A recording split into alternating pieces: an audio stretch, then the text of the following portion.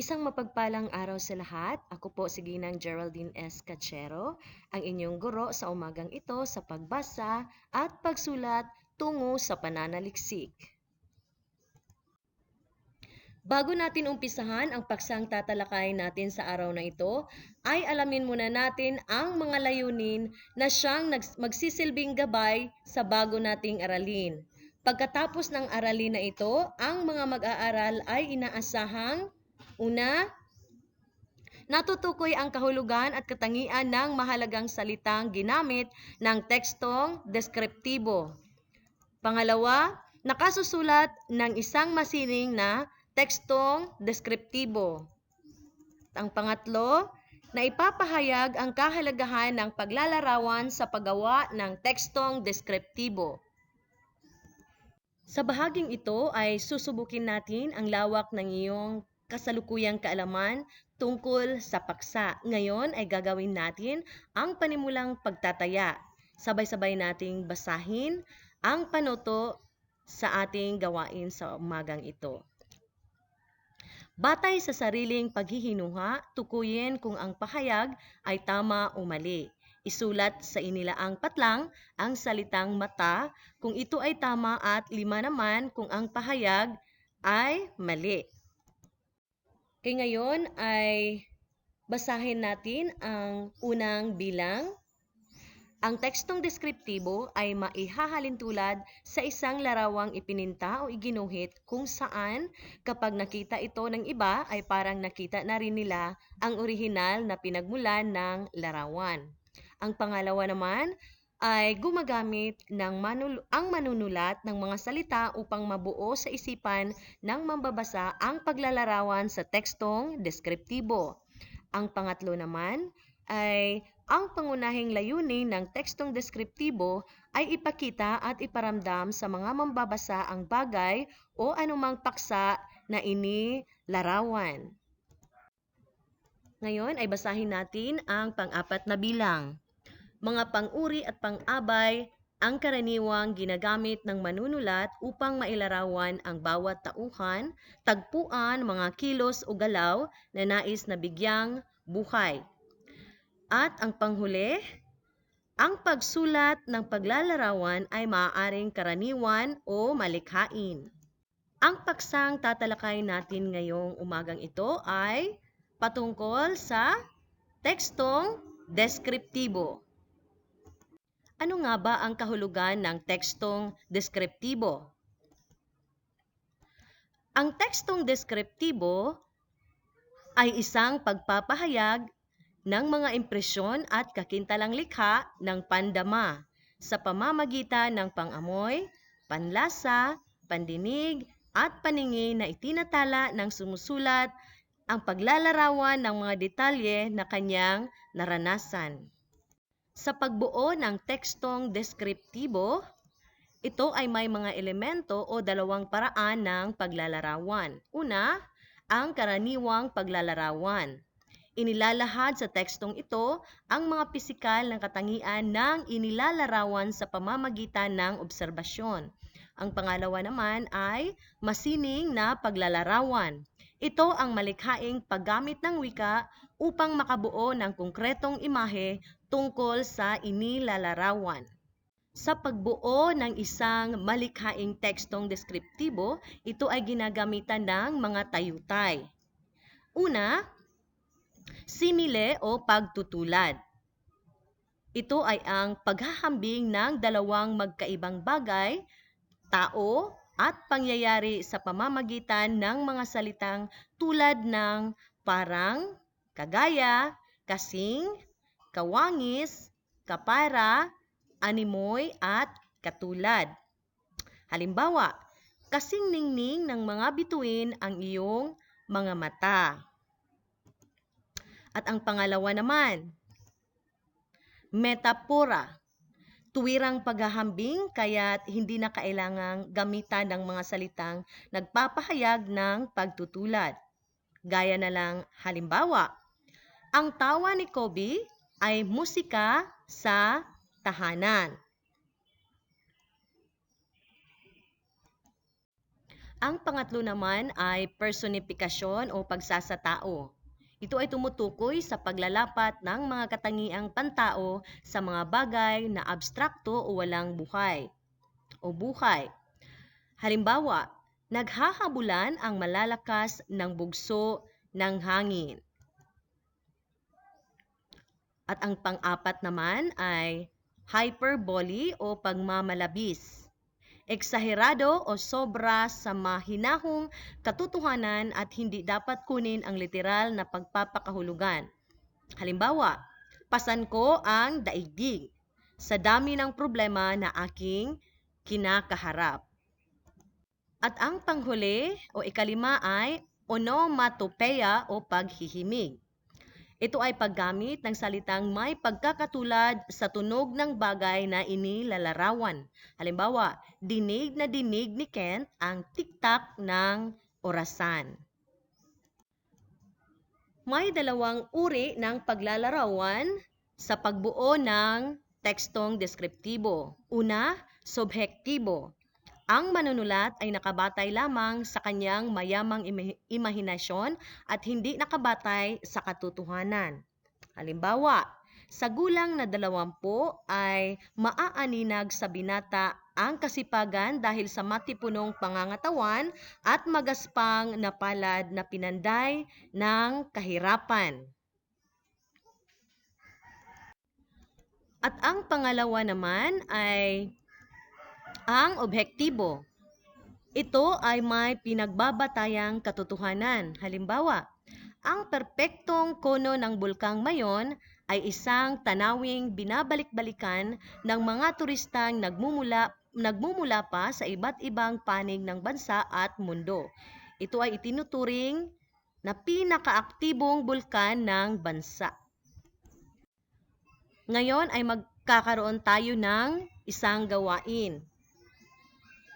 Basahin natin ang panuto.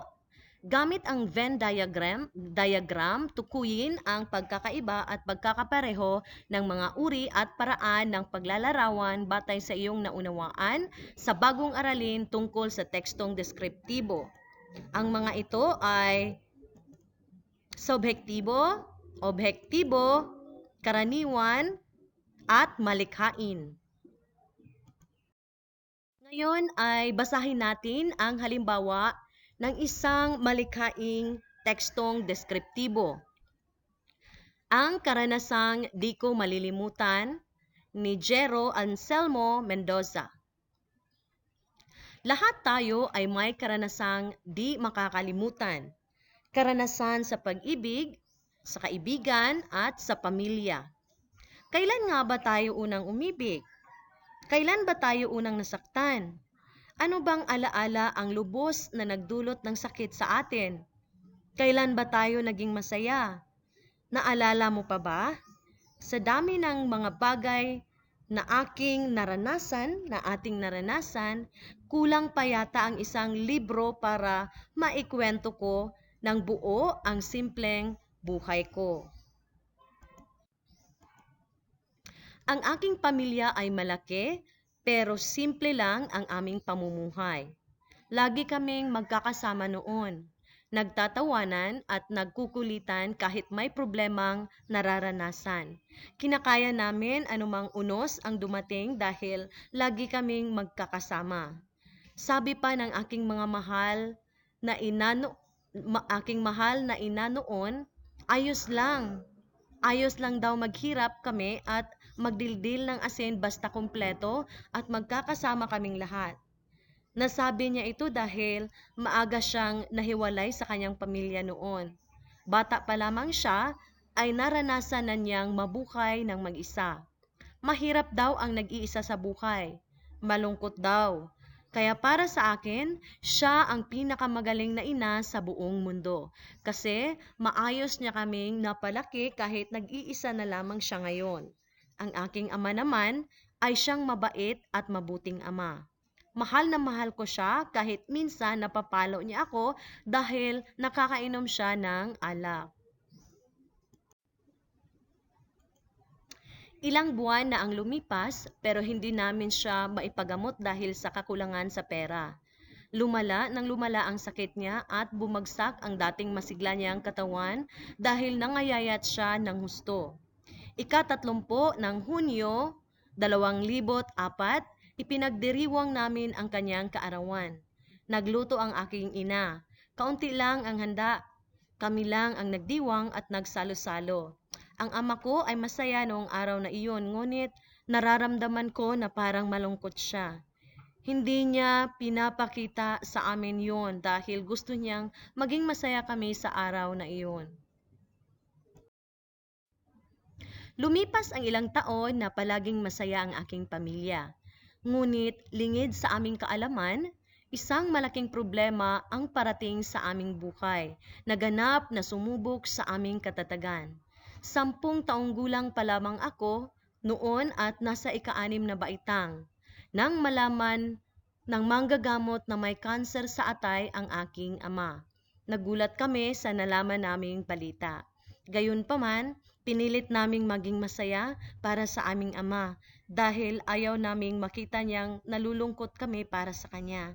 Kahit paano ay mabawasan ang nararanasan niyang paghihirap at kalungkutan.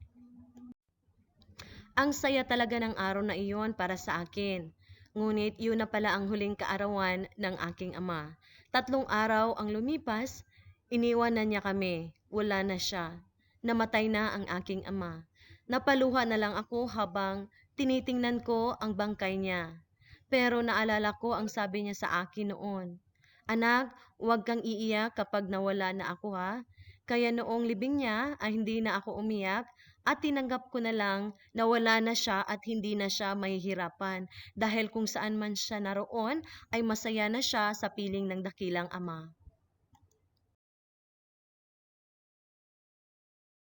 Nabasa na natin ang halimbawa ng tekstong deskriptibo. Ngayon ay sagutan ninyo ang gawain. Basahin natin ang panuto. Isulat sapat lang ang letrang S kung ito ay subjektibo at O naman kung ito ay objektibo. Una, ang aking pamilya ay malaki pero simple lang ang aming pamumuhay. Pangalawa, nagtatawanan at nagkukulitan kahit may problemang nararanasan at kinakaya namin ang anumang unos na dumating dahil lagi kaming magkasama. Basahin natin ang pangatlo.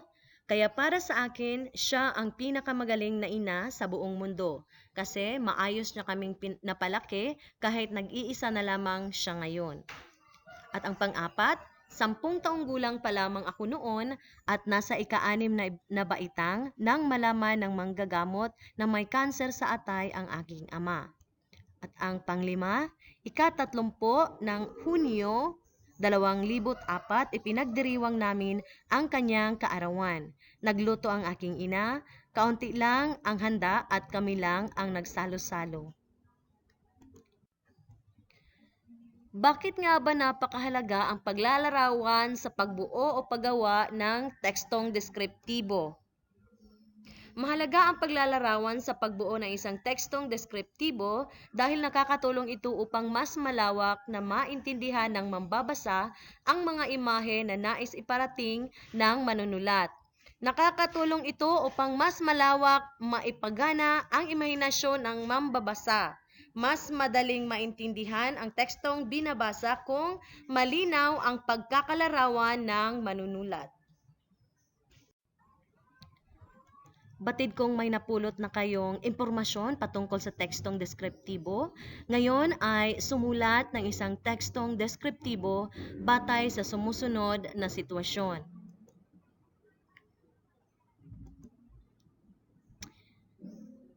Ikaw ay isang mahusay na manunulat ng isang advertising company. Naatasan ka ng iyong boss na gumawa ng brochure na may kaugnayan sa mga larong pambata sa Pilipinas. Ang mga brochures ay ipamumudmod sa mga magulang sa subdivision kung saan bibihira na lang ang mga batang naglalaro sa kalye. Maaari mo ring dikitan ang mga larawan o guhitan ng mga imahe upang mas magiging kawili-wili ang iyong brochure. Ngayon ay basahin muna natin ang pamantayan sa pagbuo ng tekstong deskriptibo. Batayan angkop ang pagpili ng larawan sa nais iparating na mensahe ng brochure. Kaukulang puntos, 10. Ikalawang batayan, malinaw at masining ang paglalarawan sa mga kalakip na larawan. 10 puntos. Napapanahon at kapaki-pakinabang ang napiling paksa.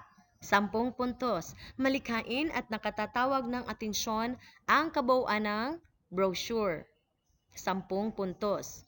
Malinaw, may kaugnayan ang mga detalye at mabisa ang paglalarawan. 10 puntos. Kabuuan, 50 puntos.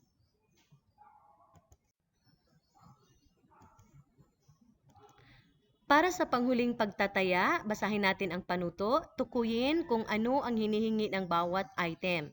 Pumili ng sagot mula sa kahon sa ibaba at isulat ang katumbas na titik sapat lang bago ang bilang ng bawat item.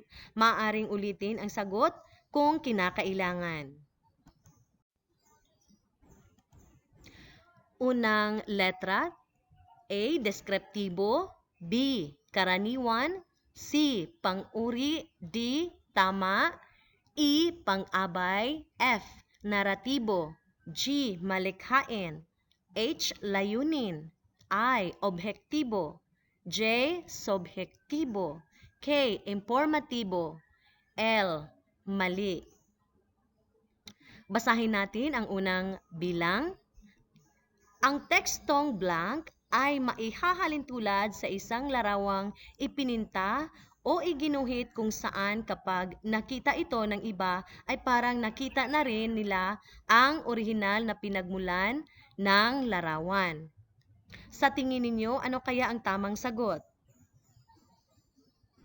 Okay, titingnan natin. Ang tamang sagot ay A. Deskriptibo. Ang pangalawa naman, ang blank at ang pang-abay ay mga uri ng pananalita na ginagamit sa paglalarawan. Ano kaya ang tamang sagot? Tama. Letrang C. Ano nga ba ang letrang C? Pang-uri. Magaling.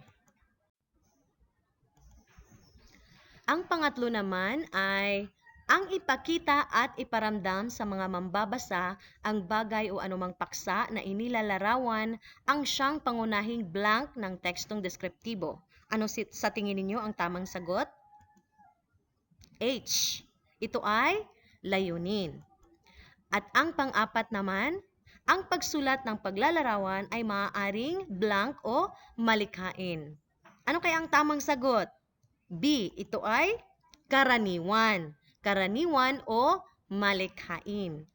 Ang panglima naman, mga pang-uri at blank ang karaniwang ginagamit ng manunulat upang mailarawan ang bawat tauhan, tagpuan, mga kilos o galaw na nais bigyang buhay. Ano kaya ang tamang sagot? Tama. E. Ito ay pang-abay. Ngayon ay basahin ninyo ang inyong takdang aralin. Ibigay ang kahulugan ng tekstong persuasive.